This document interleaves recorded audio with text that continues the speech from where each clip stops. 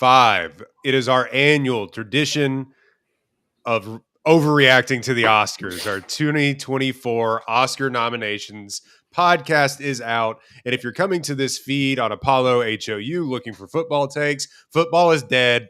And it's not happening anymore. It's not real. It's baseball season, I guess, or basketball season. I guess they don't care about basketball until May. So, it's whatever. Brock Purdy is in the Super Bowl. So that definitely means that football is dead. Football's dead.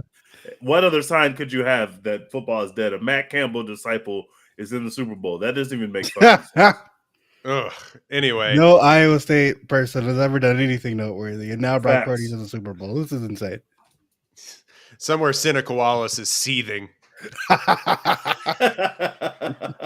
I was supposed to be the chosen one. Anyway, we are talking about the 2024 Oscar nominations. This is the only podcast that brings you that news as soon as it happens, right? Like as soon as we're reacting to it in real time.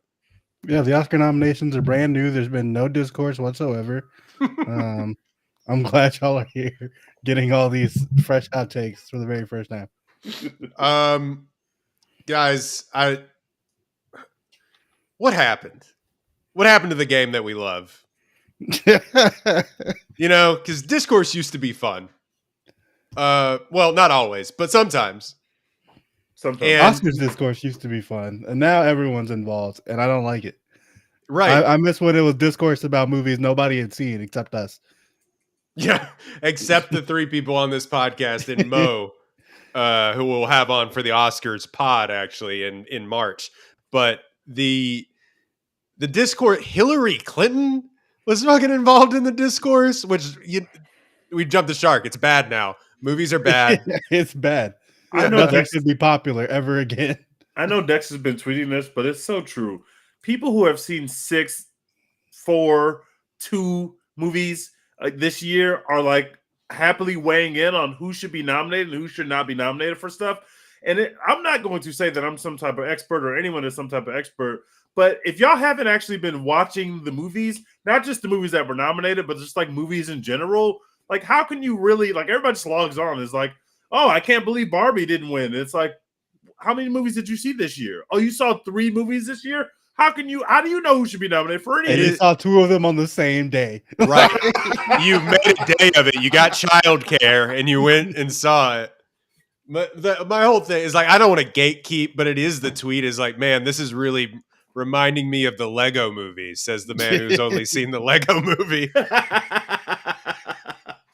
Like, or what is it? I'm getting really big Boss Baby. Boss Baby vibes from this movie, man who's only seen Boss Baby. I am in Barbie Hive, and I was exhausted by the dialogue.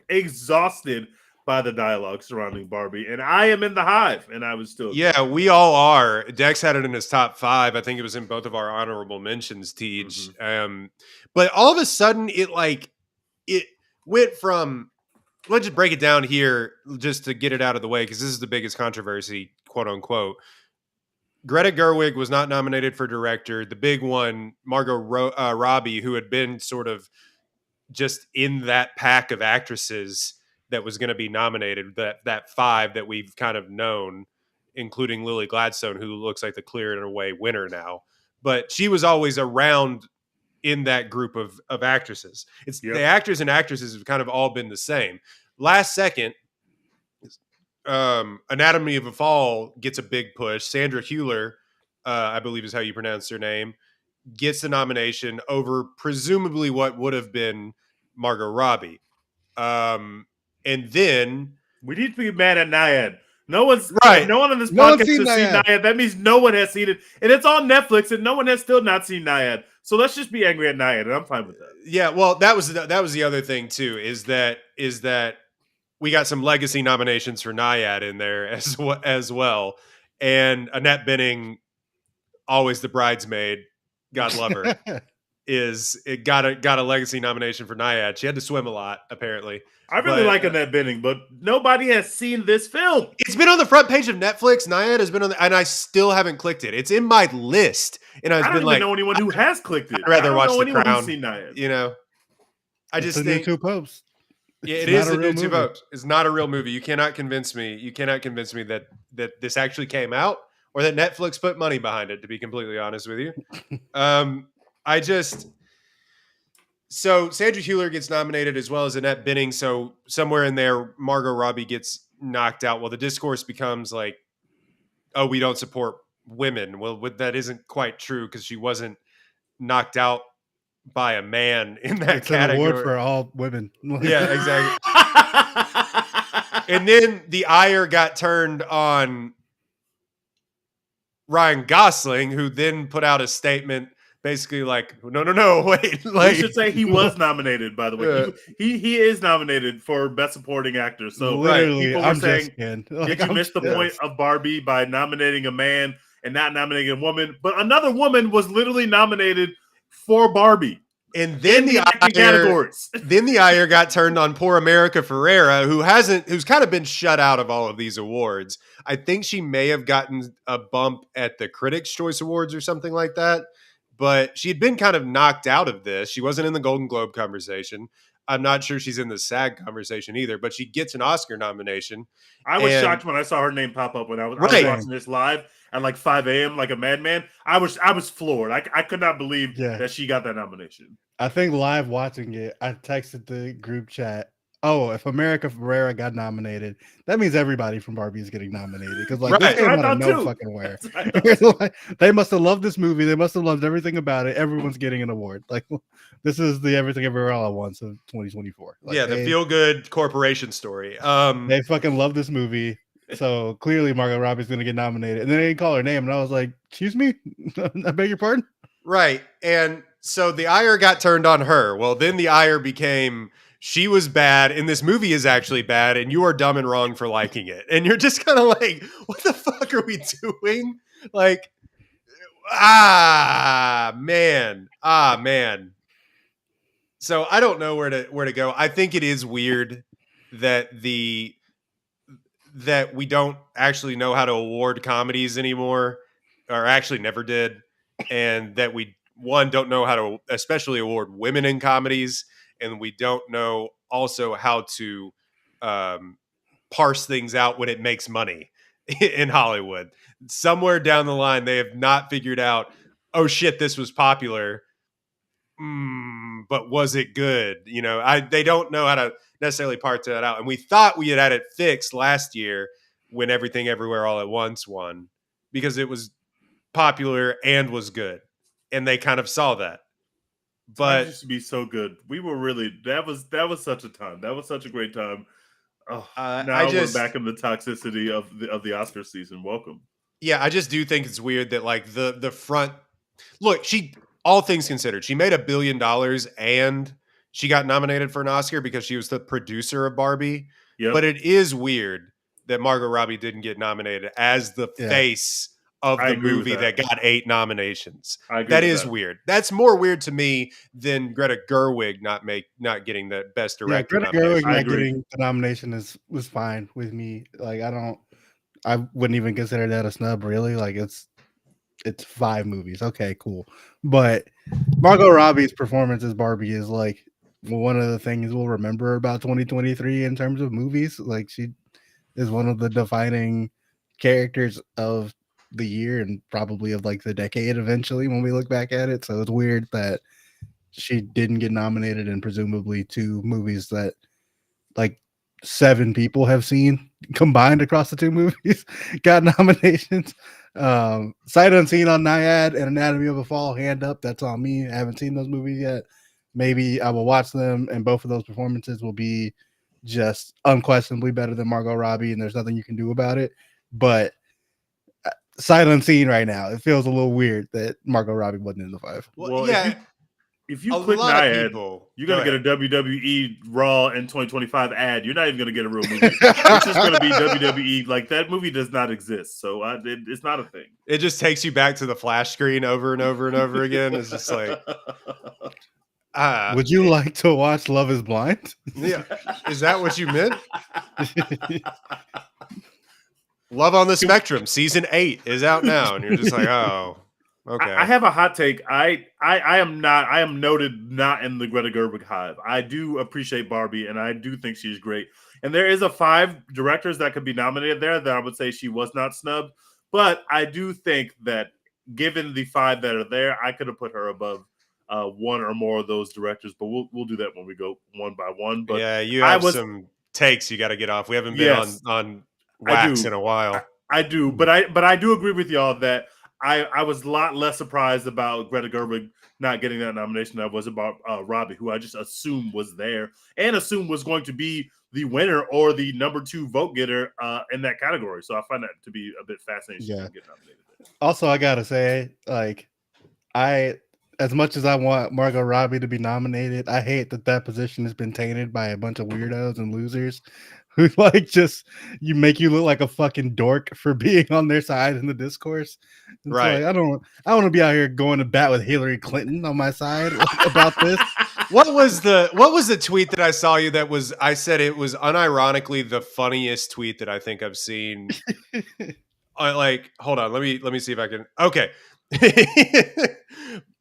This guy got ratioed bad, but maybe this is from Brian Behar, I believe, on Twitter. Maybe this is an oversimplification, but Ryan Gosling being nominated, but not Margot Robbie and Greta Gerwig perfectly explains to me why we are in the 8th year of Hillary Clinton's presidency. Oh my God. See what I'm saying? I don't That's want to be literally on one of the side. worst tweets I've ever seen. Unintentionally hilarious. That's the funniest tweet that I've ever seen. I want to look around and see like who's on my side in this fight and be like, oh, it's the guy who compared this to Hillary Clinton losing in 2016. What? No. And it was like, it's like the Ruth Bader Ginsburg tweet. You know what I mean? Like my 3-year-old looked at me and said, like, Ruth Bader Ginsburg is her hero or something like that. Like, stop. What are we doing? A 1,000 quote tweets on this thing. 1.9. Good God. He deserved that pack. He earned it. Tweet. It's unbelievable. Anyway, so but the For You tab, I wanted to mention this. I don't know how the For You tab works for y'all. I like one movie take or tweet. It is now that entire day on the For You page on Twitter is just that subject of movie tweets, not movie tweets in general, just that subject of movie tweets. I'm not going to disclose on this podcast what happens on my For You page. Yeah, don't.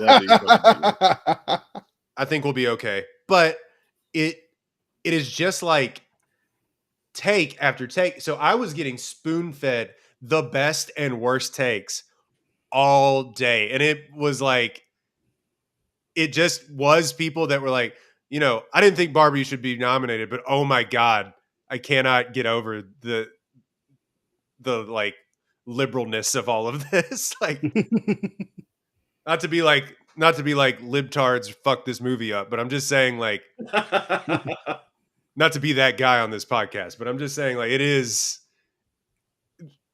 hard, like Dex said, to be on that side, to be like, actually, this is a misogyny thing. It's ranked choice voting, you know. Saying misogyny was the reason that a woman did not get nominated for an award in which only women were even applicable is the most hilarious thing ever. It's incredible discourse, and I want more of it, to be completely honest with you. I want to go down the rabbit hole further, actually. Let's take this to its foregone conclusion. Yeah, and everyone's just started hating women because of Barbie once they got to the lead actress spot, not the supporting. Right. Nobody hated women until they got to the lead actress spot and the director spot. Before that, women were cool. Should we just say, though, too, Greta Gerwig also nominated for a Best Adapted Screenplay. Like, true. You know. I'm leaving here with something. She's fine. She is fine. And again, don't forget about the $1 billion. I mean, that's a pretty important part of this. She made all the money in the world, as she should have, because Barbie made all the money in the world. So she's fine. Okay, let's see here. Also, we just gotta say, almost nobody knows what they're talking about when they call acting good or bad. We're all just lying.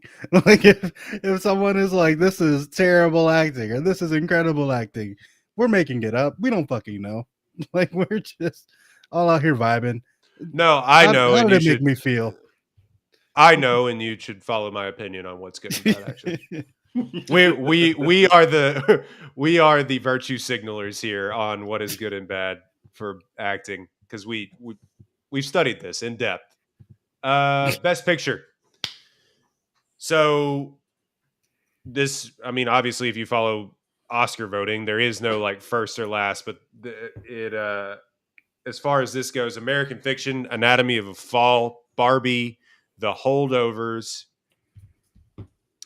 Killers of the Flower Moon, which might be another Irishman for Scorsese if we just got to go down the line. Well, no, they'll win one actually. Yeah, Maestro, Oppenheimer, Past Lives, Poor Things, and The Zone of Interest.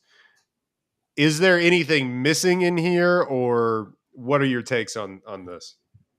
I won. Past Lives is in. I won, and not only did I not win in that regard, May December not listed. I win again. I love it. We love to see it.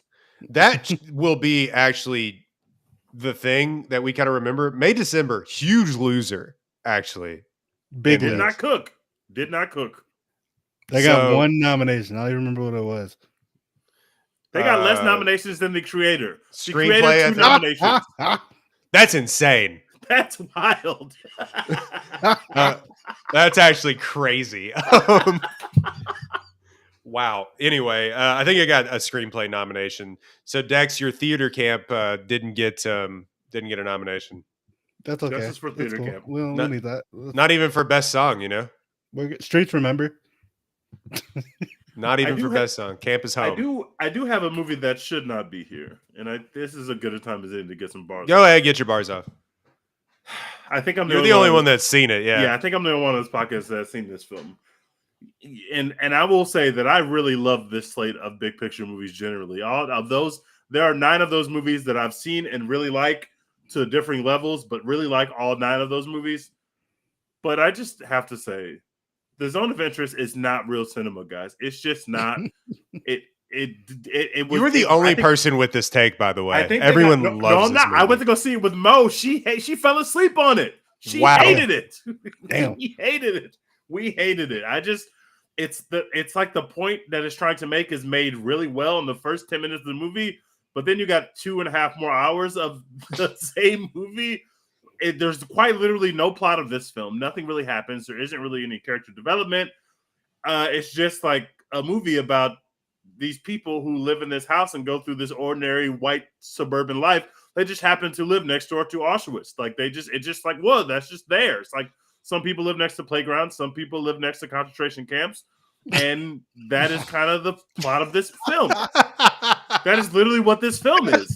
As one does, As one does. Like, you live right next door to Auschwitz. And I will give it a little bit of credit. One, the violence that's happening in this film, which is obviously plentiful, is never shown on the screen because you kind of focus on the family and not really on like the concentration camp next door.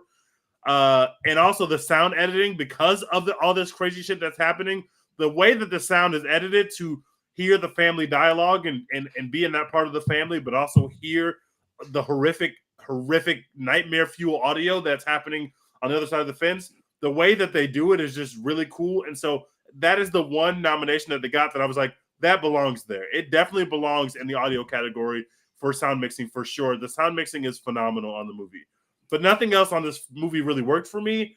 I see why people like it, but also I like being in the theater.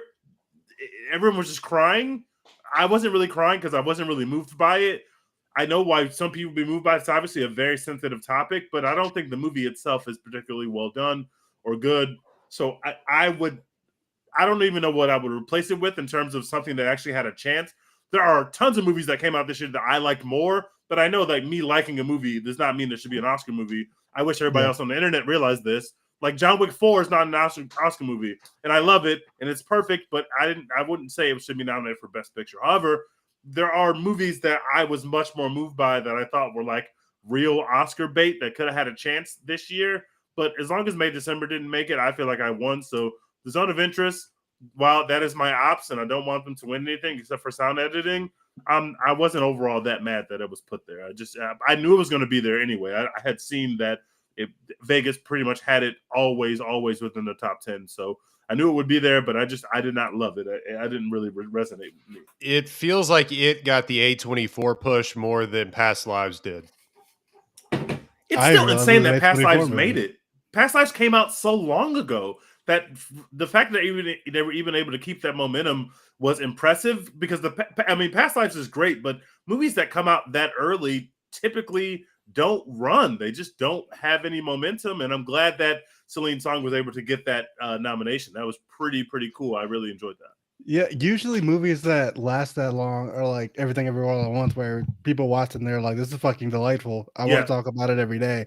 Past Lives, anyone you know who's seen it is like, that was fucked up, dog. Like, that shit hurts. Like, that shit hurted. I just no. Well, it's also a different movie than Everything Everywhere All at Once. Everything Everywhere All at Once was a spectacle, and that couldn't stop people from talking about it. Dex, you are right, but it came out and then were hurt by the actors' strike too, and writers' strike. That's true. So neither, because she wrote the movie too, neither of the actors nor Celine Song could go and talk about their movie. So, like, Greta Lee, I think, kind of got hurt by that a little bit. Yeah, she also too. Like we haven't mentioned her name in the Best Actress category as well either. It's been the Margot Robbie discourse. Kind of justice for Greta Lee too, because we're just kind of like, that was definitely a top performance of the year for me personally. So tough year, but that was up there for sure. And whatever conversation you want to have, yeah, this year was stacked, by the way. Yeah, it was for actress, Best Actress. Like, you have even like your Fantasias, or even like Tiana Taylor, or you know, there's a ton of people you could. Natalie Portman could have been in that conversation. Right. Like, it was a stacked year. So I wanted to bring this value as we look at the Best Picture nominees. And somebody tweeted this and it went semi-viral. At least it did on my feed. And it's a really good thread. And I want to see what y'all think of this. It said, mistakes to learn from the Oscars. The mid-December embargo is too late. And I think that's starting to be true. Like, I think not allowing your movies to come out in theaters earlier now, because it used to be things got released in Christmas or on Christmas, and it was a smash hit, and everybody talked about it, and it was in the front of everybody's minds. Now, something like The Color Purple, which got an Oscar nomination, or a couple Oscar nominations. No, I think just one. Wait, they got costume too, so two. They got costume, and then they got Danielle Brooks. Did they not get a song either? No, because I think so. Because they're not original songs, are they? Barbie got 2 songs, so they didn't get a song. But also, Peaches wasn't nominated for Best Song, which is fucking travesty. But absolute travesty. Yeah, I sure. But yeah, so I think the mid-December embargo thing is also true. Like, I didn't see American Fiction, which wasn't necessarily hurt. It got 5 Oscar nominations, but I didn't see American Fiction until this week. I saw it, honestly. Right. So that and some of these things that aren't going to win, but were still nominated, like, aren't wide releases still especially in like I always say, middle America. No public access to your film until late January is BS, is what they say. And American Fiction is real goddamn cinema. We haven't talked about it at all on this podcast yet, but anyone listening to this, you should go see American Fiction. It's phenomenal. It did get 5 nominations. It deserved those 5 nominations, and it really has legs to compete for Best Picture. There is a world in which American Fiction could be your Best Picture. Yeah. So I will say, Roy, and some of these things you read off so far, this feels like personal cope from that person. Like, because clearly American Fiction beat all the allegations. Zone of Interest is beating the allegations. Like, this all still can be done. Your movie just has to be like that. You know what I'm saying? Like, you can't, but like, if you're a mid-tier content, like if you're the Iron Claw, you got to come out early, dog. Like, you can't. Well, that's what I'm saying. Come out here with some mid. You know. Well, that's what I'm saying. Iron Claw. Something like Iron Claw, and also a movie that was the best reviewed movie of the year, which I thought would get at least one nomination. All of Us Strangers, it still isn't out yet. It was like the best. It was like the best reviewed movie on Rotten Tomatoes and Metacritic, and Andrew Scott was in all the conversations, and then he didn't get nominated because nobody's seen it. And so Iron Claw too, where everybody's like, "Wow, a career-defining performance from Zac Efron." Like could he be in the Iron Claw has to come out in June. Like those types of movies. Be better. I disagree. I think yeah, a mid-tier contender, yes, but so yeah, they went on to say if you can give your films equal campaign muscle, do not take them from companies that may do right by them by playing favorites. So that was kind of interesting. Films that do well at the box office and you opt for a VOD release, do it before voting starts as well. And if you have a client iconic enough to deliver inevitably viral moments, then make sure they break the internet before and preferably during voting period and not after, because we kind of saw Rachel McAdams went on Saturday Night Live to be with Regina George. Oh yeah, to be Renee Rapp. Renee Rapp, yeah. Yeah, after voting ended. And so it's just kind of like, I haven't seen Mean Girls yet. Something tells me Renee Rapp was not. No. It would have been Rachel McAdams. Got it. Rachel McAdams had a chance to maybe be nominated for Best Supporting Actress. That always seemed like a far cry to me because that movie. Are You There, God? It's Me, Margaret? Yeah, people really wanted to see that, and I just didn't like. I thought she played a great part, but I don't know. I didn't ever see it being as heavy of a hitter as a bunch of other people said. Yeah, nobody really saw that movie. Like, people who did see it all loved it, but like it just didn't. I don't know. It didn't feel like it was like a part of the conversation like that to me. Exactly. So moving on, Best Actor.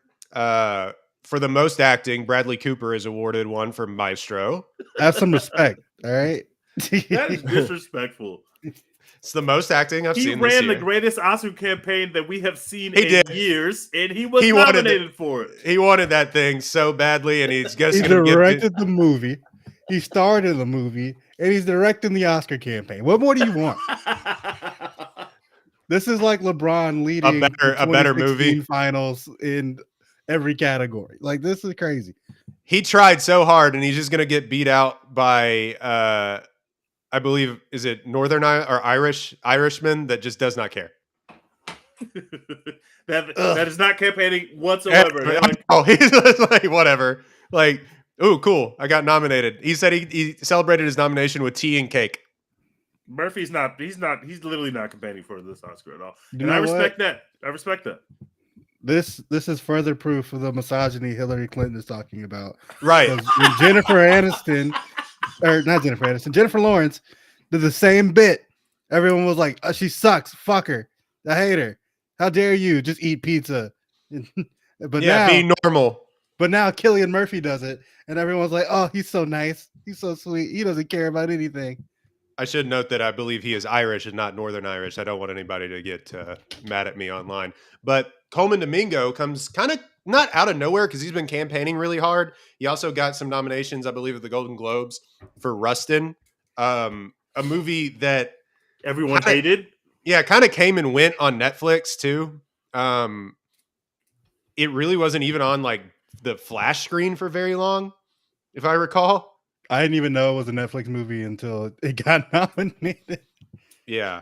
So Coleman Domingo for Rustin, Paul Giamatti for The Holdovers, Cillian Murphy for Oppenheimer, and Jeffrey Wright for American Fiction, which I believe was deserved. Who was?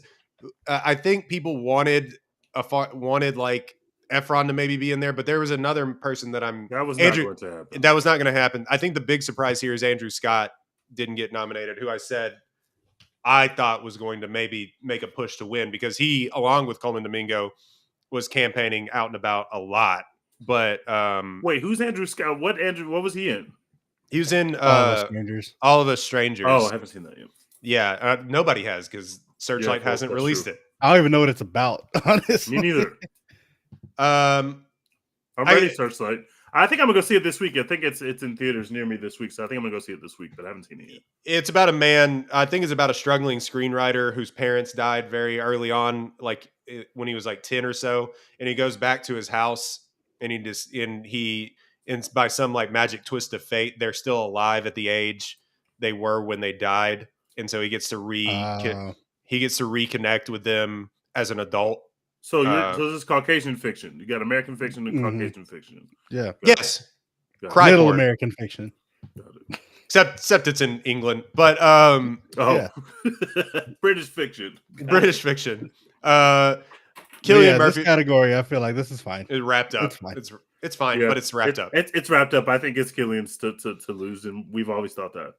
Hey, I don't know. Props how to Jeffrey Wright for the nomination. Props to that. That's well deserved, and I'm very happy for him. And Coleman, even though the movie is apparently bad, I haven't seen it, but Coleman's awesome, and that guy has been looking amazing on red carpets all across the land for the last month, and that kind of shit works. It does. He's works. At every party looking really good. Like Oscar's trying to beat the Oscar so white allegations. You respect it, good for y'all. This is a retrospective nomination for his role as Mr. Facts. Yeah, I've seen a lot of like Paul Giamatti love and Holdovers love. Like obviously got the Best Picture nomination and everything. I'm not as high as consensus on the Holdovers. Like I think it's good. I think it's fine, but like Paul Giamatti for Best Actor, I don't know about that, Chief. Dex, I totally agree with you here. I like the Holdovers, but I am not as high as on everybody else, and I really liked it. But I think what I really liked about it was the way that it was written. I didn't necessarily love any of the performances, even from Randolph, who's also nominated. Obviously, I like the Holdovers. I think it's good. Yeah, that's a good movie. I'm not as high on it as everybody else. I'm with Dex on this one. I really enjoyed it. I thought it was just mean Dead Poet Society, which is right up my alleyway. Like, which might be why I don't like it, because it's like it's a bad vibes Christmas movie. Like I don't want that. Like no, well, you gotta like folks. For as much as he's been like a character actor and like the supporting actor for years and years, folks love Giamatti. Like that's true, and Giamatti's amazing. I mean, I love Paul Giamatti. I don't want to shit on him.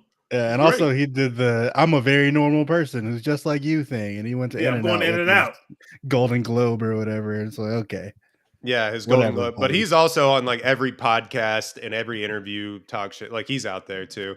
But Best Actress, we talked about it. But yeah, Annette Bening, Nyad, Lily Gladstone, Killers of the Flower Moon, Sandra Hüller, Anatomy of a Fall, Carey Mulligan, Maestro, Emma Stone, Poor Things. This feels... What an insane category this year. Other than Nyad, man, that is insane. We talked about, Dex and I, how like, ooh, Lily, I hate it had to be you. But I think she's had to be you, dog. Yeah. I think she's got it wrapped up. If she doesn't, I'll be shocked. I'd be shocked too, but also it's like if they gave it to Emma Stone, can't deny that. You know what I'm saying? Like, yeah, you can't. But yeah, it's weird how like it feels like every single year the Best Actress category like flip flops between, oh my god, there's literally no one to nominate for this award. Let's give it fucking Ana de Armas and Andrea Riseborough in a movie nobody saw these nominations to, oh my god, how do we only have 5 people in this category? Like, what are we gonna do? Like, it's every single year it flips back and forth. Exactly. I think that's just, I mean, really, if like we want to be honest, it's just like the amount of good roles written for women. Yeah. And so I just think that like that tends to that is very cyclical in nature, but I do love what we didn't mention in the actor, because I wanted to mention this. Leo not nominated. That's who we're missing. Oh yeah. Leo, which I was fine with. I was actually fine with. A lot of people were up in arms about it, but I was kind of like, he really was almost like a supporting character in that movie, even though he was on camera most of the time. And like he came out and was like pretty effusive in his praise of everybody else in his cast, and was just like, kind of doing an anti-campaign for himself, honestly. So it was actually kind of interesting to see. I'm sure he would have loved to be nominated, but we don't have to nominate him for him to lose a 18th Oscar. Like, I'm fine with him not I'm good. being That's cool. being sad in the front row. Lily Gladstone becomes the first Native North American woman to be nominated for a Oscar, and like the third or fourth Native American to be nominated in general. And but I believe somebody made a point. I believe the woman that was in Roma was also nominated, so I think that she is technically like Native as well. So I don't know how that technically works I out. thought she was the first to be nominated for Best Actress, not an Oscar, but I don't remember how exactly that broke down. But either way, props to Lily Gladstone. I also have a great reverence. Lily Gladstone was great, and if she won, I would be perfectly fine with that. If Emma Stone won, I'd be perfectly fine with that. But I also think that I really like Mulligan's performance in Maestro. Like She's so good. I'm blown away by it. So good. And if this year wasn't so stacked, I think it'd be hers. Also, I just watched Anatomy of a Fall last night, and she also is great. It's just a really stacked year. I'm going to watch Nyad specifically because if that performance is sitting next to these four performances, it must be damn good, especially if it kept Margot out. It must be damn good, or the Oscars have completely flubbed it again, which is also possible. But I love the performances that we have in this category, and this is definitely my favorite category just because the performances are so fucking stacked outside of Nyad, which no one's seen. Yeah. You mentioned that you thought Killers of the Flower Moon might get Irishman before you remembered that Lily Gladstone's going to win this award. Right. I think Maestro is going to get Irishman this year. I don't think they're going to win anything. I think so too. I think my Irishman, Tard, whatever you want to call it. I don't think they're winning anything. It's up for one of the screenplays, right? It's up for one of the screenplays. Is it not? No, I think it got no. Something got pushed out for. Hold on, something interesting got pushed out in screenplay. Yeah, no. So it didn't get in. That's what happened. It didn't get a best adapted screenplay for some reason, which everybody was kind of up in arms about.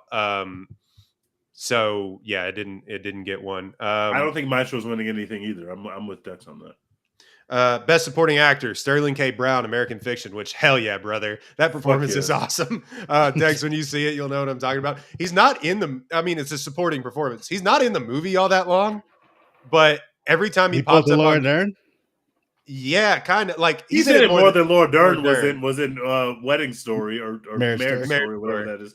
Yeah. But he's not in it for long, but he really is like whenever he gets on screen, the energy of the movie just gets completely different in a very good way. And it's just a great performance. And Sterling K. Brown is just always amazing. So I loved seeing him get this nomination. It was amazing. It feels like he's like, because he was just on that fucking NBC show, porn show, This Is Us, for years. And he was an Emmy darling, but it sort of feels like this is sort of the next step for him, or at least it should be, because he has everything that it takes to be a movie star. Like, he's great and looking. Everyone likes him. Yeah. He just hasn't sort of taken that step, even though he's nearly 50, I believe. But he's in. Wait, really? Yeah, he's older than he's much older than he looks. He's just extremely handsome. He's also in incredible shape. I need his workout routine from American Fiction. He doesn't have his shirt on all the entire movie, and it's incredible. Great. Yeah. So Sterling K. Brown for American Fiction, Robert De Niro, Killers of the Flower Moon, Robert Downey Jr., Oppenheimer, Ryan Gosling, Barbie, Mark Ruffalo, Poor Things. What a great category again. This is my favorite category because I have no idea how this is going to go. Like, you can tell me it's Downey. Anything. You could say it's Downey, and I'm like, cool, that makes sense. You could say, oh, they're for sure giving it to De Niro, and I'd be like, yeah, that makes sense too. You could say, no, fuck it. This is where Poor Things gets an award. They're not going to get anything else, but everyone loves Mark Ruffalo. He's going to get it. And I'd be like, sure. Like, everything makes sense to me in this award category. This feels like, and TH, tell me if if I have this right. This feels like a Robert Downey Jr. Career Achievement Award. Yeah, I think so too. Even though it's probably my least favorite performance of the five. Not that Downey's not good in Oppenheimer. I think he's great. It's just that I have a bit more of a relationship to the other 4 performances that are nominated. But I think this is the time to give Robert Downey his award. Everybody loves him. He's had a career that people really, really have great respect for. And Robert Downey Jr. hasn't been making the kind of movies that would get you these kind of nominations. So him finally making a movie like Oppenheimer and being able to have a chance to be nominated, I think they're going to take the chance to give it to him. But this is the category where no matter what name is called, I'm not going to be disappointed at all. So this will be a point of levity in the broadcast, just in case shit is going bad and shit is not going well. I will have a happy moment no matter who they give this award to. So I'm looking forward to that. But you got to think, how many more times are they going to be able to give De Niro one of these? That's true. He has That's true. 3. And De Niro's great. Give him some more. Like you only get so many chances at these things. De Niro kind of. I love the De Niro performance. I think I said on our podcast that honestly, it is his best performance in probably a decade. And it's tough to say when somebody's in their 80s. You're just kind of like, oh, they're not giving great performances anymore, and you're just like, what? But I think that Downey Jr. has been winning all the other industry awards. Yeah, he's also been cleaning up. He's also like, this is the opportunity for him to get up and be a smart ass on stage that everybody loves. You know what I mean? Where at the Golden Globes, we didn't talk about the Golden Globes on here. He got up, he had a written speech, and he's like, this is going to go great because I took a beta blocker before coming up on stage. And he's just like, yeah. So if he just gets to go up there and do that, I think the night will be kind of won back over. You could probably obviously though, this will be one of the first awards that they actually give out. But Charles Melton, who's also been nominated for a bunch of other industry awards, didn't get nominated here. I found that kind of interesting, but if it's in favor of getting Sterling K. Brown in there, fine. I didn't like May December, obviously, but I did like the Melton performance, and I was a little surprised, but I wasn't I wasn't outraged over it because I like these other 5 performances better than I like the Melton performance. I love the Melton performance. I love May December, but like I said in the group chat, I think probably the real guy coming out and being like, actually, this sucks. Why did y'all do this? I don't think that helped, who's to say how much it hurt, but it clearly didn't help. And also it seemed like the Academy just didn't love May December that much. It didn't get nominated hardly anywhere else either. So yeah, they're probably just down on that movie comparatively. So it is what it is. Hey, it had to be you, buddy. Yeah, well, hopefully you're around a lot longer. He's only 30. The rest of these guys are in their 40s, and he's about to get a lot of jobs. And he has also been on the red carpets, looking very dapper himself. He's a very good-looking guy as well. So I don't think he's going to get a shortage of jobs, and hopefully he can be in something that people have more reverence for, or at least the Academy has more reverence for. Also, no one's going to talk about Mark Ruffalo in this category, but he's so fucking good. He's incredible. He's really good in the movie. He's really good. So funny. I did not realize that Mark Ruffalo could be that fucking funny. Literal hysterical laughter every time he popped up. He's ridiculous in this film in the best way. He's really good. There was also a push to get the kid from, I forget, Dominic Sessa, I believe is his name, from The Holdovers. I didn't see Holdovers. I didn't see that happening. His first movie ever, which is crazy. His first time acting, I think. And they don't really do that anymore. No, they're not into the newbies. They used to give a best first time performance award, back in the 60s, I believe. And that would be so fun to have that. That would be so fun. You win an Oscar, your first movie. Who's gonna tell you shit? The rate goes way up. Yeah, that's fun. Y'all could have hooked up my boy from Belfast a couple years ago. Yeah, we could have got Butters in here. Julia Butters could have got her in here at some point. Yeah, it should be called the Julia Butters Award for Best Newcomer. That's what it should be called. Yes. They used to give a Best Newcomer Oscar. I think it went to Shirley Temple back in the day, if you want to go back that far. But yeah, I know. Taste and drinks. Shirley Temple. Great.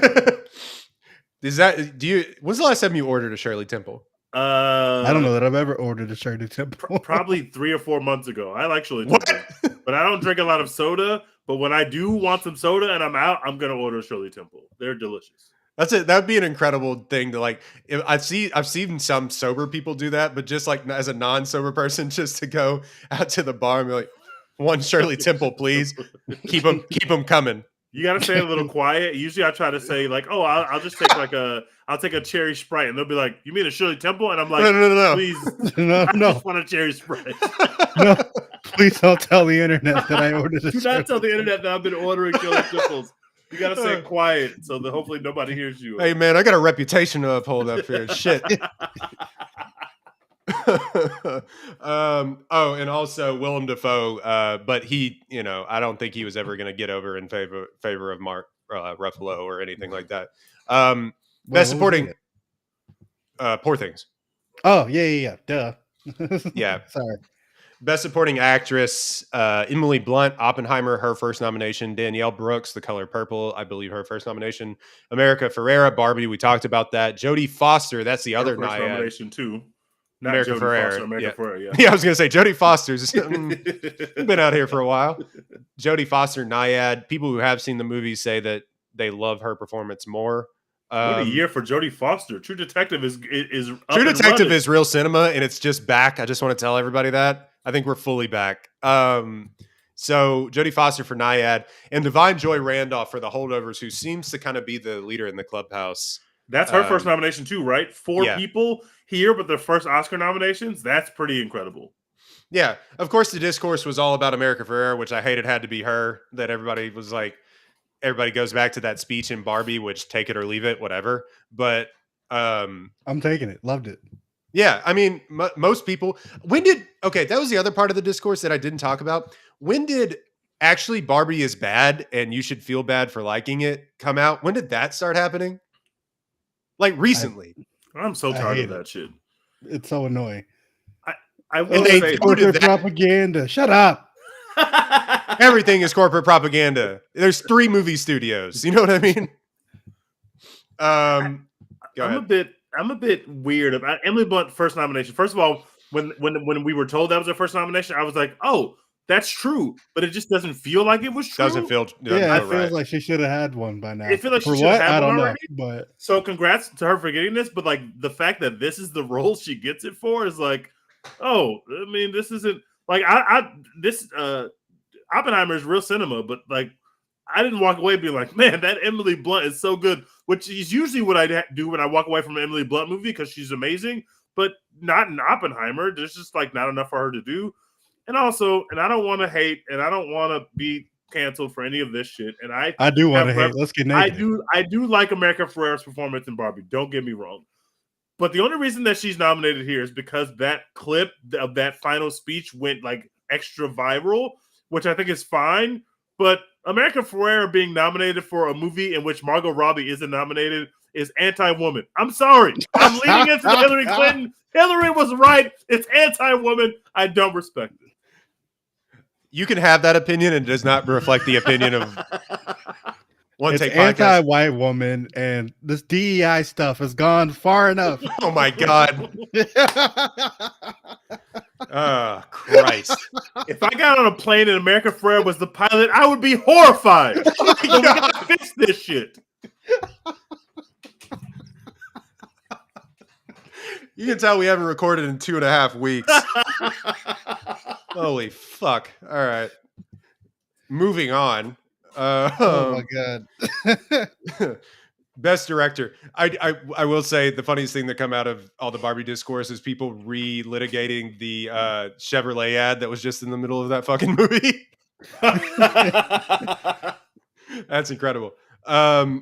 Best director: Jonathan Glazer, The Zone of Interest; Yorgos Lanthimos, Poor Things; Christopher Nolan, Oppenheimer; Martin Scorsese, Killers of the Flower Moon; Justine Triet, Anatomy of a Fall. First nomination for Justine Triet. She also, I believe, I also think that she'll get a nomination for the film as well, because if you don't know, we feel like we have to say this all the time. Producers also get an Oscar. Like, they're the ones that go up on stage and accept the Best Picture award.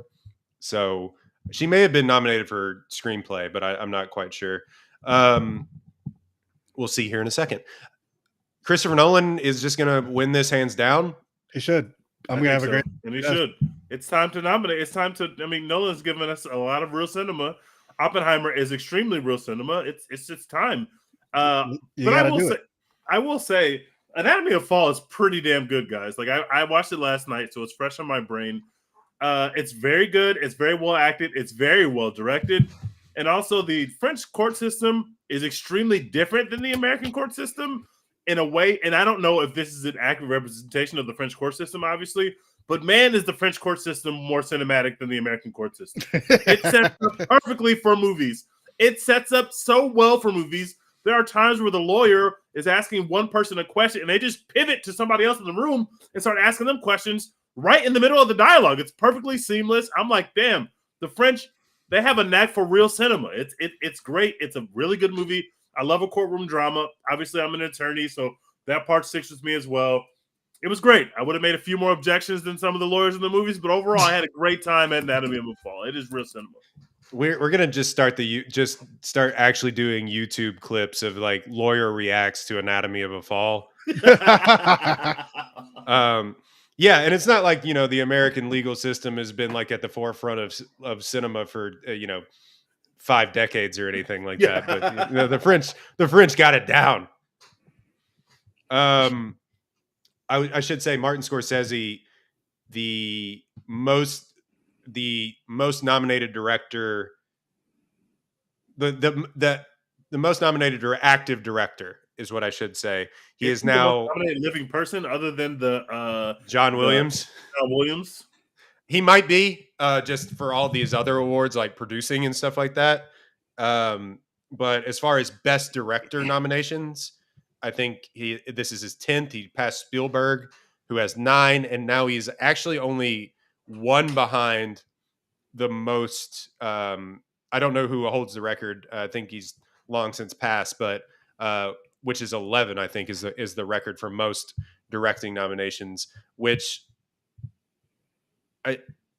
it's weird to call Martin Scorsese a Oscars loser, but like,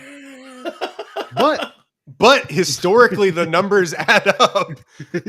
That, and I hate that it had to be the god Scorsese, but like, this feels dead in the water a little bit. It'd be like that, man. What are they winning? I feel like Oppenheimer is a buzzsaw. Like, I don't know. Yeah, it came out and just kept going. I don't know what anyone's gonna do in the face of Oppenheimer, except in Best Supporting Actress, which I don't think it'll win. But it's Poor Things got so many nominations, and it's not like, what is it? At least like Killers of the Flower Moon is probably going to win Best Actress. Poor Things got all those nominations. I don't know what Poor Things is going to win. Yeah, and Poor Things is great. I just don't know where the win is. Yeah, that's my Tar, because I fucking love Tar and I love Poor Things, and they're just not gonna win anything. Very similar movies. Streets Will Never Forget, All Stars. Very similar movies. Yeah, Martin Scorsese, 1 Oscar, 1 directing. 1 Oscar is insane. 1 Oscar. Guys, win. we're 1 movie away from tying Scorsese. Yeah, we just got to do 1. You know, got to do 1. We can be tied with Scorsese. Martin Scorsese. You know what's funny? Bradley Cooper inching up there. Martin Scorsese won his 1 Oscar for, can you guess the movie, for Best Director? The Last Temptation of Christ. No, I think people actively hated that movie when it came out. Wait, did you say 1, Dex? I said The Departed. It is The Departed. Let's go. Which at the time, people were like, this is, at the time, in 2005, people were like, this isn't a Lifetime Achievement Award for Martin Scorsese. And then he went on to get 3 more Best Director nominations. That's insane. So Bradley Cooper, I should mention, let me look this up of how many Oscars he is now. The Hangovers, Bradley Cooper. You want to guess how many nominations that he has? 4? Yeah, 4 is my guess. Bradley Cooper has been nominated for 12 Oscars. Jesus Christ. 12 Oscars. Was it producing The Joker? Yeah, nary a win for him. He has been nominated. I forgot he was a producer on that. He produced Nightmare Alley and The Joker, so he got a producing credit. Right. And then he also produced and got an acting nomination for American Sniper. And he has 2 lead actor role, or supporting actor for American Hustle and lead actor for Silver Linings Playbook. But then, of course, like A Star Is Born and now Maestro.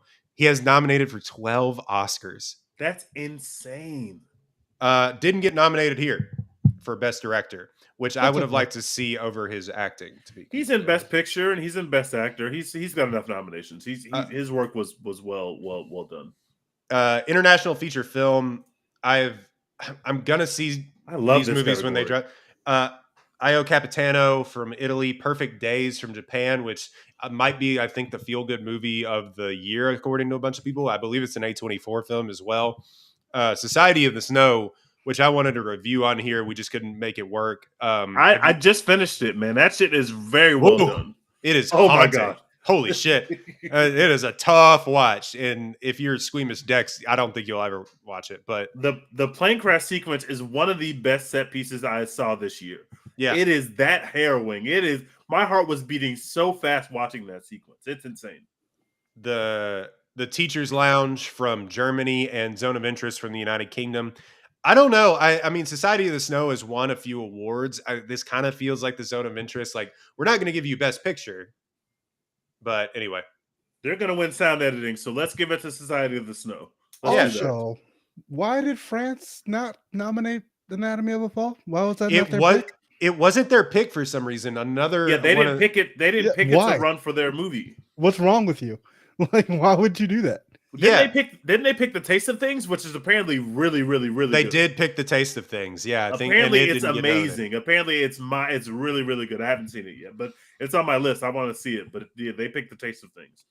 Animated feature. This is where we thrive, except for these two movies that we haven't seen. The Boy and the Heron, Elemental, Nimona, Robot Elemental Dream. will not die. No one could ever kill it. Won't die. Holy shit. No one could ever kill it. It's Spider-Man Across the Spider-Verse.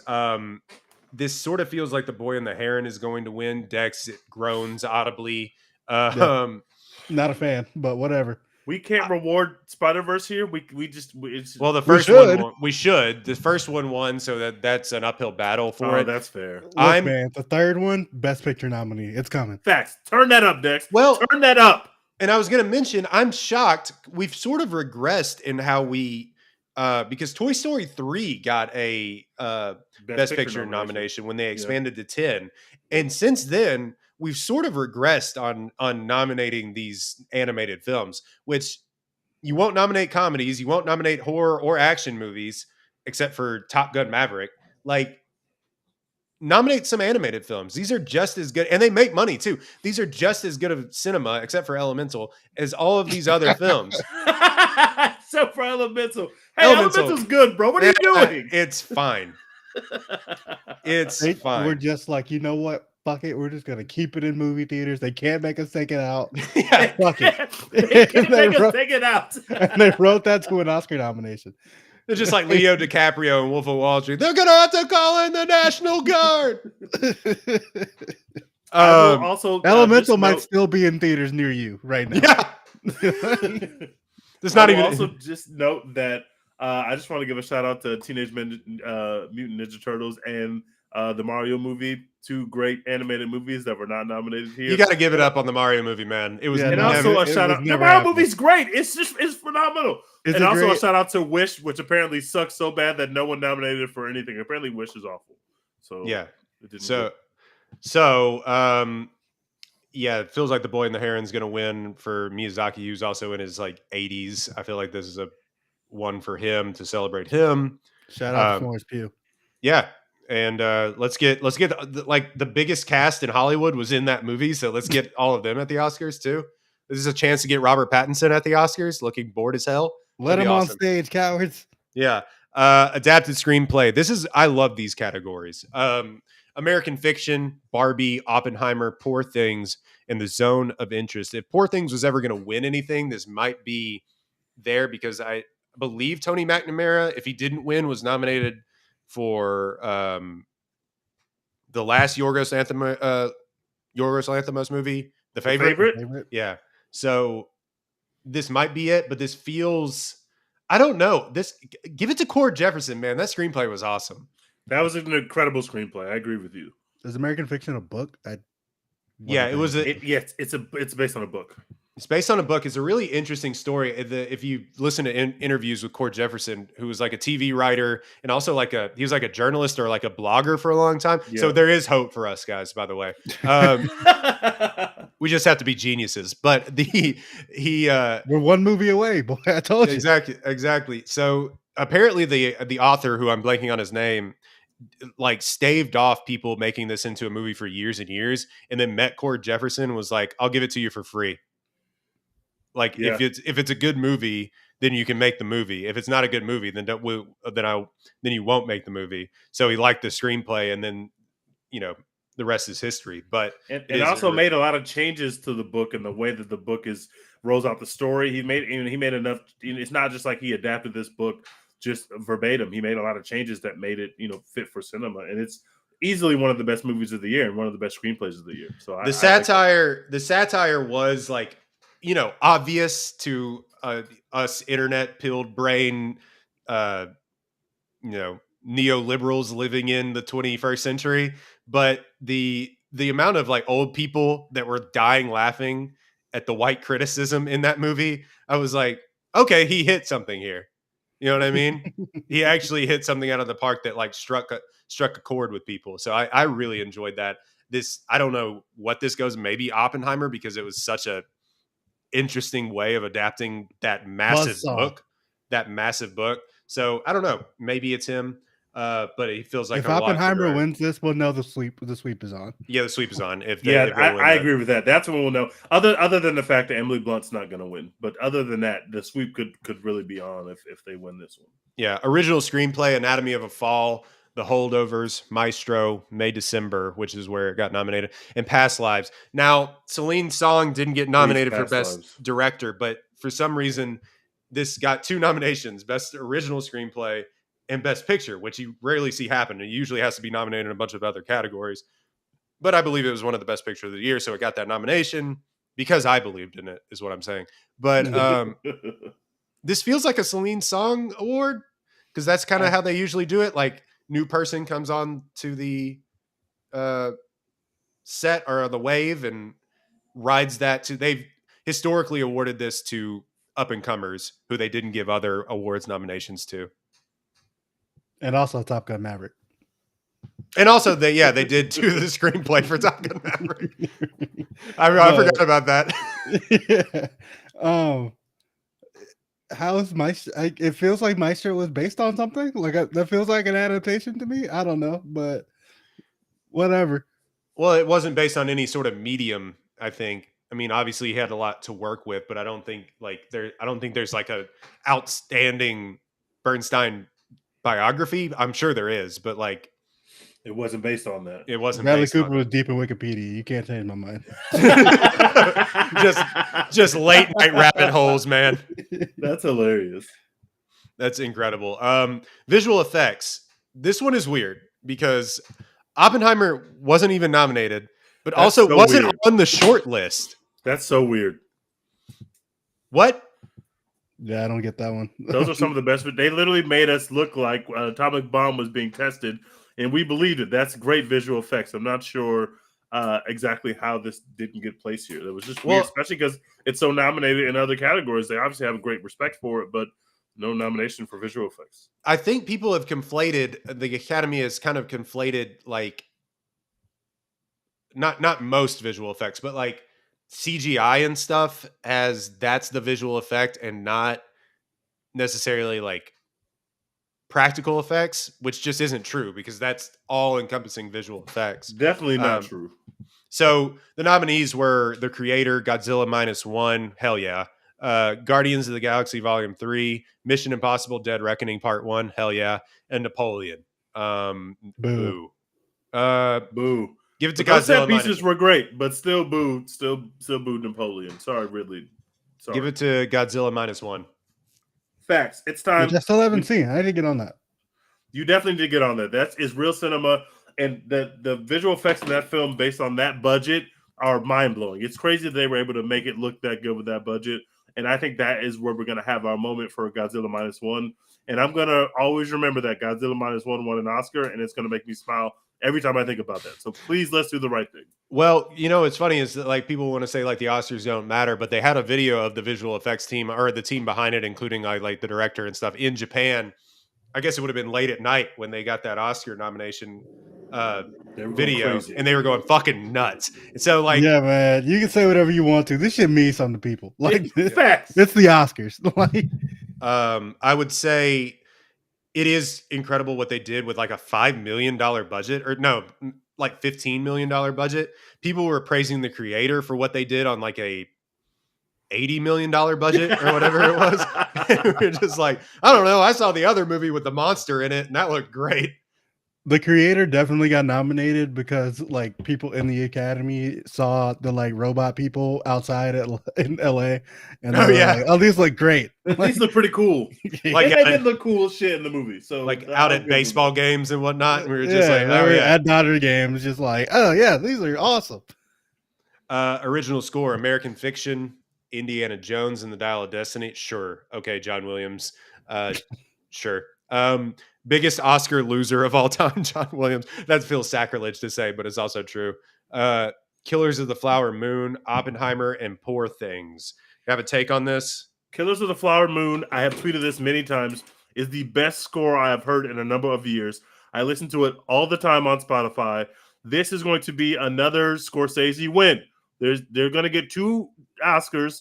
They're going to get for best actress, and they're going to win the score, as they should. And so our biggest Oscar loser, the dad movie King of the World, is not leaving here empty-handed. He's leaving here with something. He's leaving with the best score Oscar. I would give it. Yeah, I mean, it was Robbie Robertson, posthumously nominated, one-time member of the band called The Band, which makes great music if you've never seen it. But it'd been a long time Scorsese collaborator. So this feels like something that like Scorsese could get up there and like accept award for his departed friend. I also love Ludwig Göransson. Ludwig Göransson's also like 33 years old. So like, it's like he has plenty of time to lose other Oscars, but, and he's already won. Oh yeah, he did win for Black Panther, didn't he? And I just wanted to see, do you want to play one more time? I know we're going long, but do you want to play the Oscar guessing game of how many Oscars John Williams has?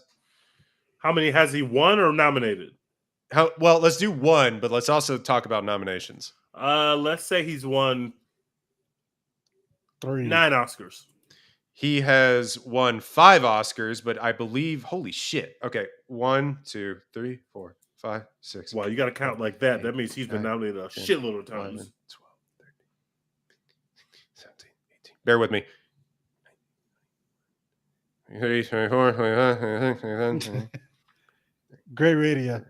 33, 5, 36, 39, 40, 41, 42, Jesus. 43, 44, 45, 46, 47, 48, 49, 50, 1, 2, 3. He's been nominated 54 times. Good 54 nominations. He has 5 wins. Yeah, if you were a hitter in Major League Baseball, you'd be in AA. They'd send you back down. Jesus, he's shooting like Wemby from 3. This is insane. It's also weird because he's kind of like I love the scores for these movies, but he's kind of like category frauded a little bit because a lot of his later nominations have come from Star Wars, The Force Awakens, Star Wars, The Last Jedi, Star Wars, The Rise of Skywalker, Indiana Jones, and The Dial of Destiny. It's like, you invented those scores 70 years ago. Yeah, we just made a couple tweaks and he got another nomination for him. Yeah. Anyway, so I found that to They're be like, shit still hits. Yeah. My only thing on this category is that the Poor Things score feels wrong. Like it feels incorrect. Like that's not how music is supposed to sound, but it rules. It works so well. It services the movie. This movie, yes. I will just say that the Oppenheimer, can you hear the music has just gone viral on TikTok for like 10 months. So yeah. It's good shit. Original song. This is hilarious. Dex, you have some takes on this? Oh my God, dude. Why do we do this every fucking year? It Never Went Away from American Symphony. I'm Just Ken from Barbie. What the fuck is American Symphony? What Was I Made For? From Barbie. The Fire Inside from Flamin' Hot. Flamin' Hot got a nomination. They would nominate Diane Warren for literally any fucking thing. If Diane Warren made a song that year for a movie, they're like, fuck it, Oscar nominated. Doesn't matter if anyone's seen the movie. Doesn't matter if you've seen the movie and nobody knew that song was in it. Whatever it is, she's going to get nominated. She's been nominated like 6 of the last 7 years or something. Like, it's crazy. But also Bruce Springsteen for It Never Went Away from American Symphony. Do you think he knows he got nominated? And I should add, I'm gonna butcher this, but Wahahazi, a song for the people from Killers of the Flower Moon. Do you think Springsteen knows that he stole this nomination from Jack Black? Jack Black made Cinematic Greatness, and he was robbed by Bruce Springsteen. I hope Bruce Springsteen sleeps well knowing that he did that. I'm of the mind your song should be in the movie. Yeah, agree. I agree. So the credits don't count. That's not the movie. Give it to I'm Just Ken. Whatever. I'm Just Ken is going to be the most fun one to see perform live. I can tell you that.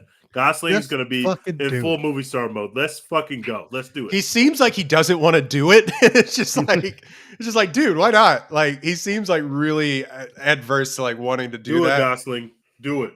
You have to. I've never wanted anything more. As soon as I saw that in theaters, I was like, oh, we can get Ryan Gosling performing this at the I said, oh, he's doing this at the Oscars. I had the same thought. Documentary feature. This is where I have a huge blind spot this year. Normally I'm pretty caught up on these. But same. I haven't seen any of them. Yeah. 20 Days in Mariupol, Bobby Wine, The People's President, The Eternal Memory, 4 Daughters, and To Kill a Tiger. 4 Daughters, a sequel to Lost Daughter or whatever that came out. I thought you were about to say 3 Daughters. Wait, are you talking about the movie with what's the Lost Daughter? What was the Netflix movie that came out last year that Dex you didn't like with fucking Are you talking about the one with the lady from The Favorite? In The Crown. Olivia Colman. Olivia Colman. Wait, how could it be a sequel? What do you mean? It's not. I'm joking. It was a bad joke. I was so confused. I was like, wait, what? And it probably is a bad joke considering I don't know what 4 Daughters is about. I'm sure it's going to be heart-wrenching, and I just made a joke at his expense. Well. Let's see. The Lost Daughter is pretty heart-wrenching too, so you were at least on theme. It is The Lost Daughter. Yeah. I had forgotten about that. Yeah.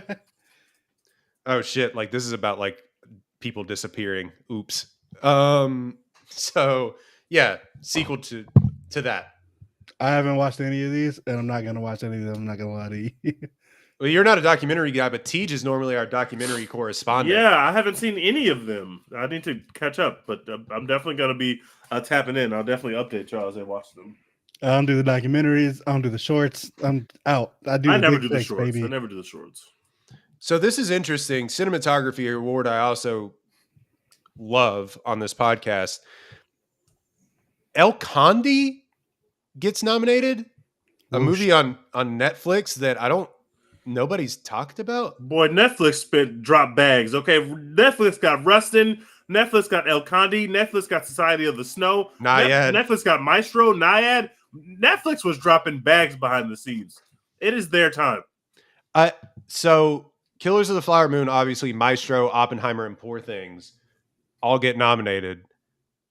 I don't like. If there is a place for Maestro to get an award, it is here. I don't think it's going to happen, but I think this is their best shot to get an award is right here in this category. I probably agree on that. And same for Poor Things, honestly. Like they could sneak one out of here, but yeah, I mean, it's interesting they snuck that in there, but it's like we couldn't put another one of these movies. I don't know. Yeah, sure.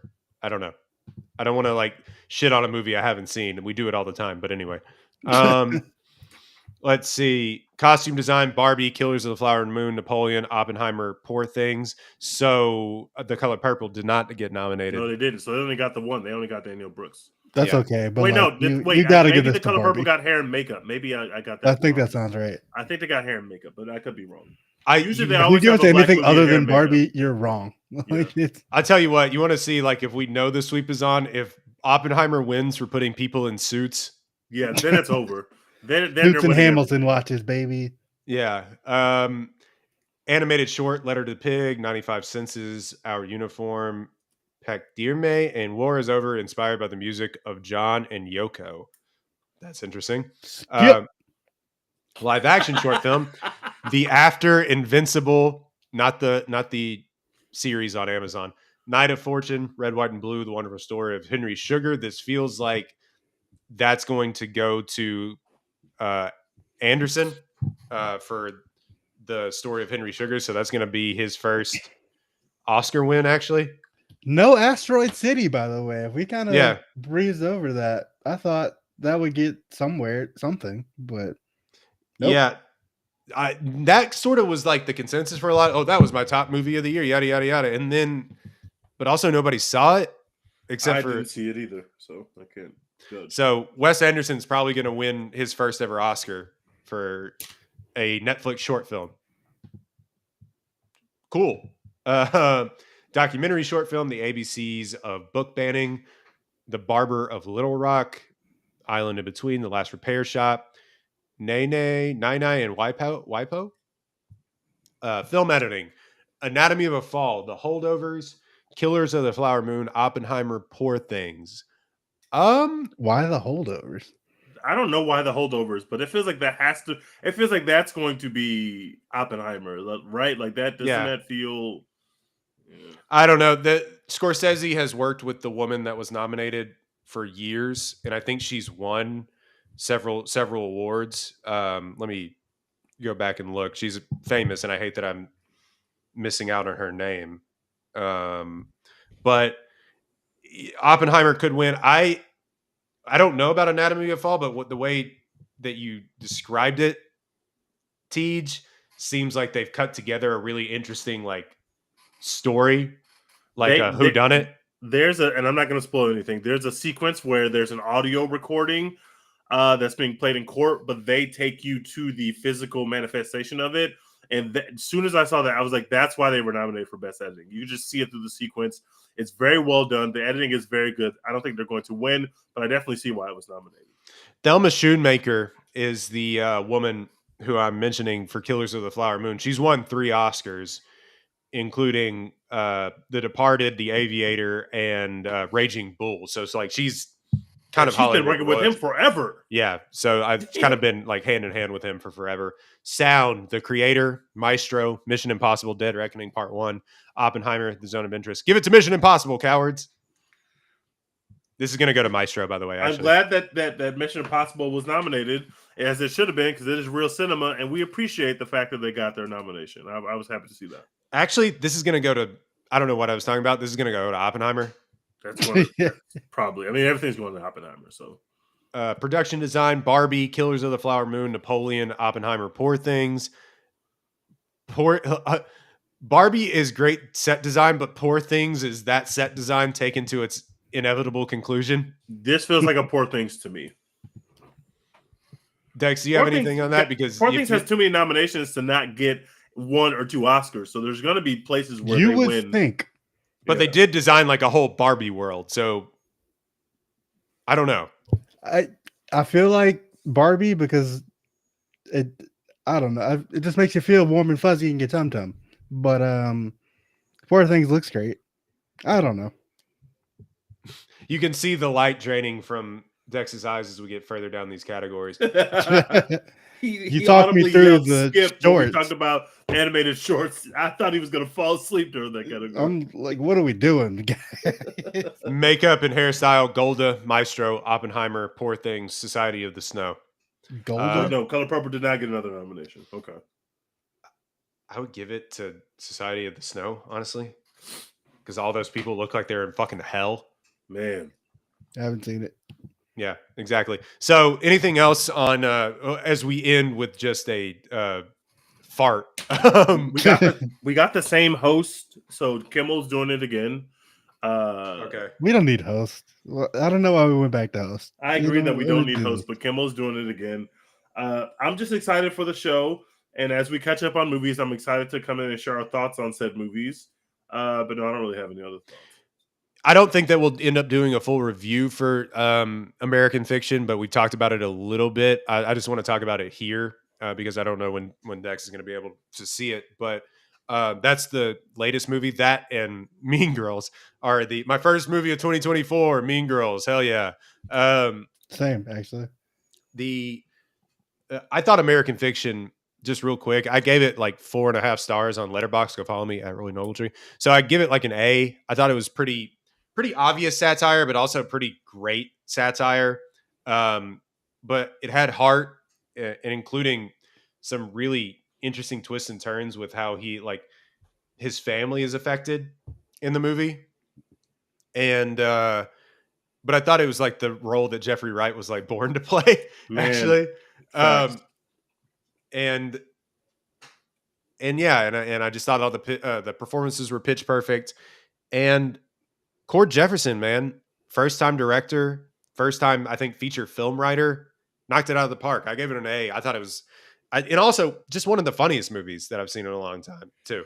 There is a version of this movie that just like won't work, and I won't go too far into it because I think people should definitely watch it. But I thought it just did such a it's so smart. It's very obvious that we're doing some we're riffing on certain things, and it's very obvious, but it's also really well done. And it's not just like that part of the movie. That's like half of the movie. The other half is like a very, very impacting family drama that also works on its own level and adds to the other part of the movie. And I just thought that doing that and your first time out making a movie, I was really blown away by what they were able to accomplish. The cast was great. Seeing Erica Alexander pop back up in a movie was just phenomenal. She has been incredible at her job since she was on Living Single. So to see her just pop back up in a movie and be a big part of the movie and have such great chemistry with the rest of the cast, I have a great respect for what they're able to accomplish. And I think American Fiction is definitely going to win a couple Oscars. And props to Cord and props to everybody involved with that movie. I just loved it. There was a bit, and it went unnoticed. Tease, tell me if you saw this when he's having the the first conversation as the fake writer to the book publisher, and well, the line that's in the trailer is like, "Man, I'm sure all the white people in the Hamptons will love this shit," and she's like, "Yeah, we will. I mean, yeah, we will." But behind her is like a portrait, sort of like in the style of like the Obama painting of Ruth Bader Ginsburg with boxing gloves. With boxing gloves. And I was like, that's just an incredible like choice to do. And you can tell that Cord, as like a TV writer and like a writer himself, has dealt with a lot of this stuff in his real life. So I found it to be really, really funny. And also Adam Brody is the film producer. Like, incredible role. Yeah. Like, he's like great. He's great. He just Ryan Reynolds gets his head chopped off. Good. And you're just like, Ryan Reynolds gets his head chopped off with an axe by a slave. It's going to sell millions. You're just like, what? Anyway, so I thought that was great. Dex, do you have anything to say about Mean Girls, I guess, is like when we're talking about what we're watching? They sent the girl who played Katie Heron out there to die on her own. Fed her to the wolves, man. That's tough. Horrible miscasting. Oh my God. Really? Do that poor girl like that. And I like Angourie Rice. Chance. I like her as an actress. She's actually really good. She was that badly casted? She just had no chance. They sent her out there. Like, I don't even know what the comparison is. Like, it was like sending, you know how they had Calvin Johnson at Georgia Tech with those terrible quarterbacks all those years? Like, Reggie Ball. That's Regina George Renee Rapp out there with Katie Heron as like holy person. I should say it's like, because Alili Carvalho, who plays Moana, if you don't know, by the way, is also in there, and she gets an incredible number, and she's like belting it and like running around and really good. It's like asking Harrison Barnes to take the game-winning shot back in like 2013. Just why they have her out there like that, man? Like, you are being compared to Lindsay Lohan off the bat, like, so that's already tough. But then also you've got like legit pop stars and Broadway singers and Moana on the screen with you. And you're just like a regular person. Like, it's not fair. They were asking her to do a lot. I don't want to, it's not Russell Crowe in Les Mis bad, Few things are. but it's like similar in that like everyone else like is kind of throwing it out there, and she just doesn't have the range to get Damn. there, you know. So, But yeah, I will it's tough. say, all the people who are like, "Oh my god, why is it a musical? Why they do that?" Shut up!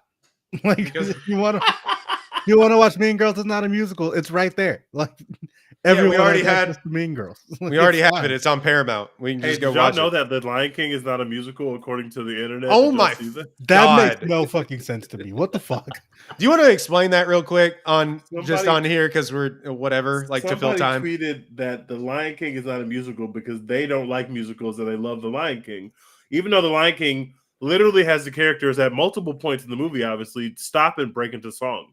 Apparently does not make it a musical. And then other people was like, it's not a musical, it's animated, as if all musicals are Bruh. live action. What It's are we doing, guys? It's There's not nothing like wrong with liking musicals. In fact, musicals are great. Musicals are Musicals good. fantastic. We should it's have not more like of them. the whole front part of Disney was based on having their characters sing, like Literally. Snow White and Cinderella, and all Sleeping Beauty. No, but Lion King, written by Elton John, not a musical. Literally Not a written by musical. like Elton John is all over that film, but they brought him in. They not for his break into musical song talents. to advance the plot several times. Like, Several it's impossible to miss. Like, I don't like. What do you think a musical is? What the fuck? Unbelievable. But yeah, But- otherwise, I really liked. Well, Yeah, really after we liked just is said it. probably strong. But yeah, Mean Girls is good. I think. I like the songs.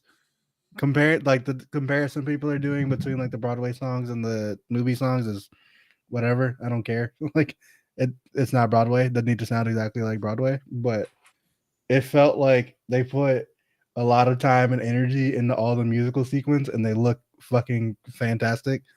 And that was enough to entertain my little lizard brain and just be like, "Ooh, look at Renee Rapp." Yeah, it like they obviously know that Renee Rapp's the star and like the pop star, and so they like film her like it's her entire thing's like a big music video basically, and that's kind of how they film the entire thing. I thought there's worse ways that you can spend time at the theater, and I thought it was a pretty good adaptation for like 2024, like with the TikTokification of where we are now. Yep. They use that pretty well too. It's like, what if Mean Girls had actual working cell phones? Like that's how this works. But the weird part of it is that it like almost beat for beat retells a lot of the same jokes too, because it is a adaptation of the musical, which was directly adapted from the movie. So like they're just doing the whole bit at the end of the movie where they all gather in the gym, So it was just kind of weird to watch. You're Yeah. just gonna like, oh, I think okay. I'm gonna wait for streaming. I've realized You should. that I have an aversion. Yeah, it's too late now. I have an aversion to. I watch Mean Girls probably twice a year already. The original Mean Girls. So having another Mean Girls in my life, I'm just not ready. And also, I don't know who Renee Rapp is. I know that she's a singer, but I'm not on TikTok. Well, I am on TikTok technically, but I don't ever go on TikTok, and so I don't really know anything about Renee Rapp. And I didn't watch SNL, so I'll be introduced to Renee Rapp, right when I watch this movie when it comes to streaming. Did And I'm you sure watch I'll have a good time. Sex Lives of College Girls? No, I know that she's from that show, but I've never seen that show, so I don't really know who she is. Apparently, she's also out here being like, millennials are bad and old, and I don't like them. So it's like, We're off to okay. a bad start. Yeah. Who do you think made Mean Girls a phenomenon that it is, Renee? Answer me that. So there is that, but also, yeah, it's I just thought it was Gen Z Mean Girls. It was a pretty good way of doing that. We walked out of the theater and there was like a group of college girls. My wife and I, we walked out and I overheard one of them like go, that was the fucking worst movie I've ever seen in my entire life. Oh shit. So like Gen Z, I may have felt pandered to a little bit, but yeah. So anyway, also Aaron Teej, by the way, on Twitter, got some likes and stuff by saying 8 Mile is also a musical, which if you take it to that length, yeah, kind of. Facts. Anything else that we're watching besides I'll just football? I've said it before, but Danielle Brooks, incredible and first of all, congrats on the nomination. Second of all, she's just phenomenal in The Color Purple and is the standout of the film pretty easily for me. So I was pretty happy that at least she got the nomination. I've just been catching up on Oscar movies. I've watched all the Best Picture winners now. I'm going to go back and watch them again. Or sorry, all the Best Picture nominees. I'm going to go back and watch them again. I really want to dig into the documentaries, but I've been watching True Detective. I watched the first episode, and I've been watching Griselda. And then on the film side, I watched Handmaiden last night, which is Park Chan-wook's one of his movies that I liked. I didn't love as much as everybody else seemed to love it, but I liked it enough. I watched Old Boy for the first time the other night. Old Boy's, what'd you think? Old Boy's insane. Fuck, man. Wow. Okay. I had kind of known what happens, like at the twist of it, but like the just brutality of all of it, I just was kind of like, holy shit. Okay. All right. This is the kind of time that we're on. But it was. Dex, did you ever seen that? No, I do know what happens in it, but like, I've never seen it. Old Boy is insanity. I also rewatched The Other Guys, and that shit bangs. That shit fucking bangs. That shit never stops being fun. It never stops being good. That shit bangs. But that's pretty much all I've been watching. And I rewatched Hollywood Shuffle because obviously American Fiction is pretty much like a lot is taken from Hollywood Shuffle. And American Fiction is a better movie than Hollywood Shuffle, but you definitely see how Cord was inspired by American Fiction, which I went back and watched that. I had seen it before, but I went back and watched it. Watched a lot of streaming movies, including like the Gran Turismo movie that came out, which... Is it good? It's weird. It's like not bad, but it's also like the biggest, I mean, as some of these are, like the biggest PlayStation ad I've ever seen. It's like a 2-hour long PlayStation ad. So much so that they put like when like they're racing and a position will change, like somebody will overtake somebody in the race, their number will pop up going from like first to third or something like that, and it will play the PS5 beep. Wow. Like I'm not kidding, like the boom, like it'll do that whenever they pass people. And come on. Yeah, it's just a big ad. Other than that, I thought it was a pretty compelling like racing movie. Watch it on Netflix, whatever. It would be the kind of movie that you would watch on TNT for like 2 hours back in the day. But yeah, it's a big PS5 ad. And Sony has somehow won the streaming wars because they don't have a streaming service. And we're just like, we'll just give all of our shit to Netflix. And guess what? They haven't lost any money. In fact, they've made a lot of money. They've made money, yeah. I also watched some other stuff. Good Grief, which was also on Netflix. Self-Reliance, the Jake Johnson movie on Hulu. Could have been better. And another Netflix movie that I don't think anybody watched, but got kind of good reviews called Bank of Dave, which is a heartwarming, fun film. So you should watch it if you want to have the feel goods. Oh, and I also watched all of, I'm on the last episode now of The Leftovers. Confused as fuck. Sick. Real cinema. Anyway, 28 episodes of being just utterly confused.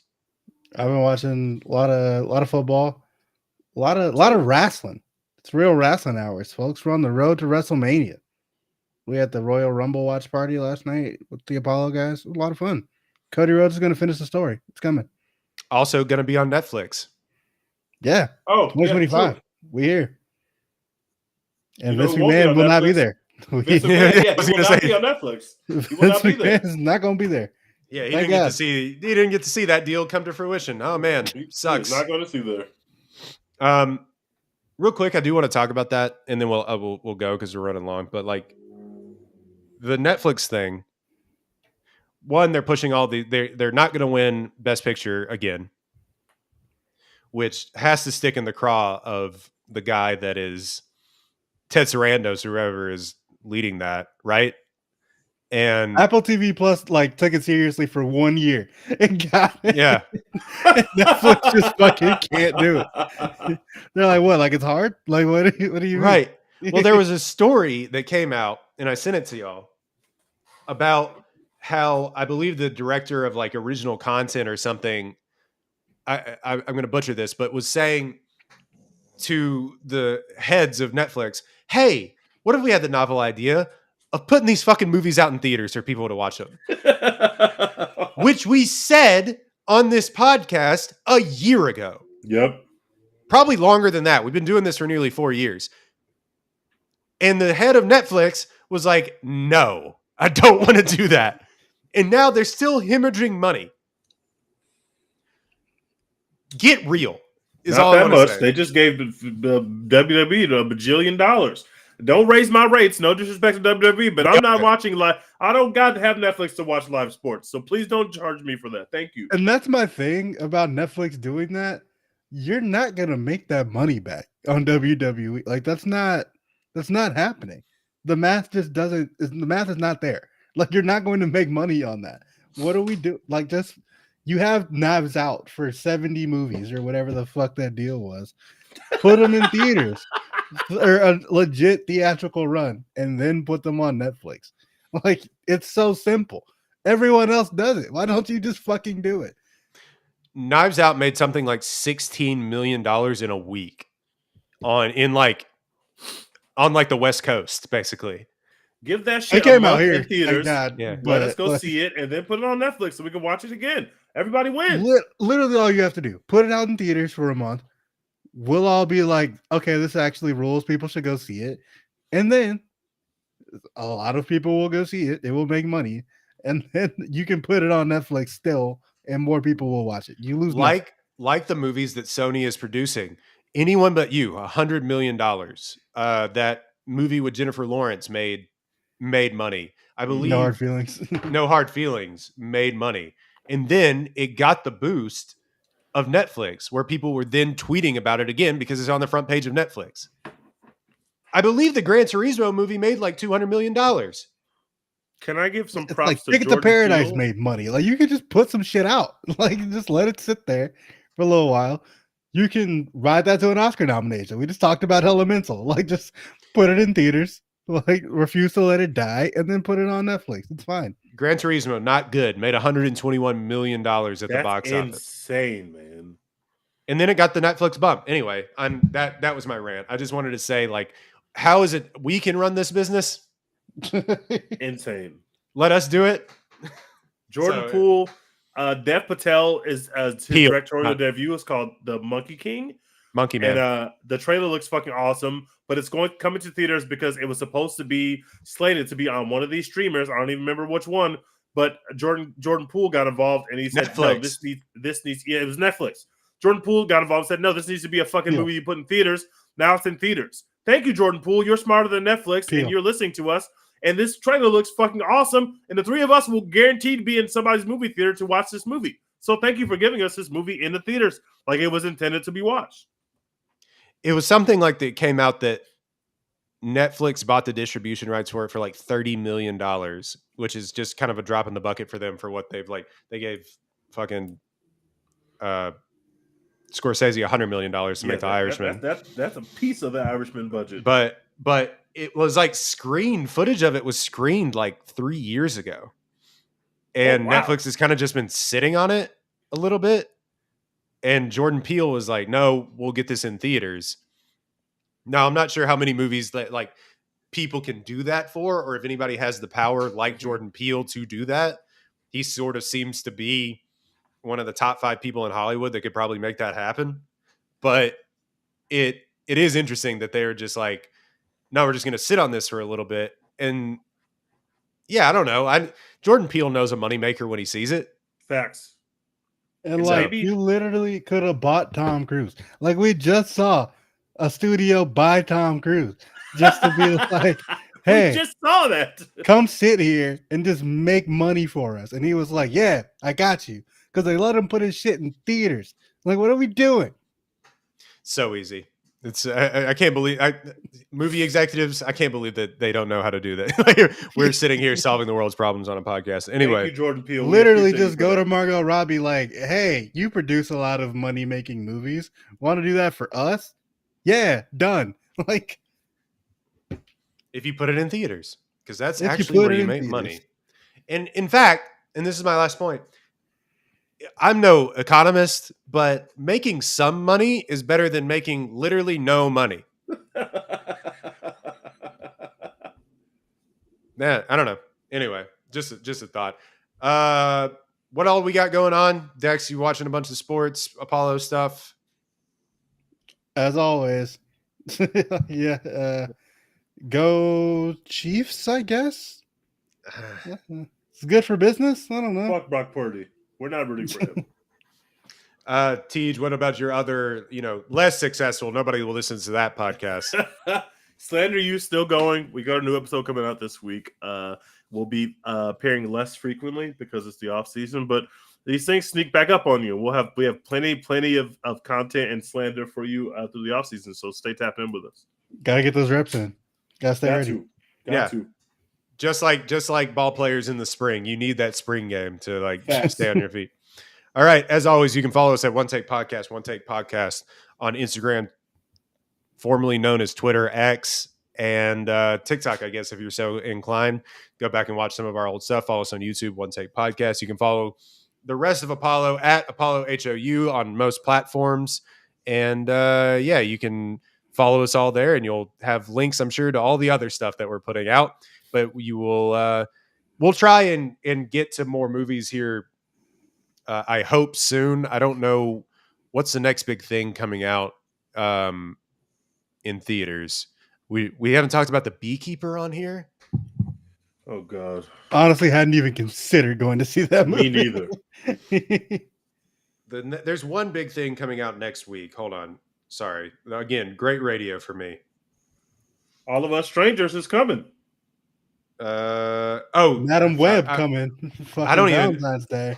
I don't even know if we want to. Argyle, that movie that's been in every trailer for the last It has every movie star in Hollywood in it, so we should probably watch it. But I'm scared based on the trailer. The trailer is not working for me. I will be there. I am Bryce Dallas Howard Hive. I am showing up. In fact, the last movie that we reviewed that went in theaters before the pandemic was a movie directed by that guy, the Gentleman. So bring it full circle. Wow. Well, I'm down to see Argyle. I was going to see it anyway, so we can see it. So Argyle, hopefully that is next. I know we've overpromised and underdelivered on what movies we're going to review, but we will be following the Oscars and all the other nominations. SAG Awards happen soon. So we will bring you all of that coming to a One Take Podcast feed near you. Dex, what are we doing? Hashtag support Florence Pugh, The Boy and the Heron, nominated for Oscars. Oppenheimer, nominated for Oscars. Dune 2, going to be nominated for Oscars. We just can't miss. That's the big one. We just might take a hiatus until March. All right. We're out.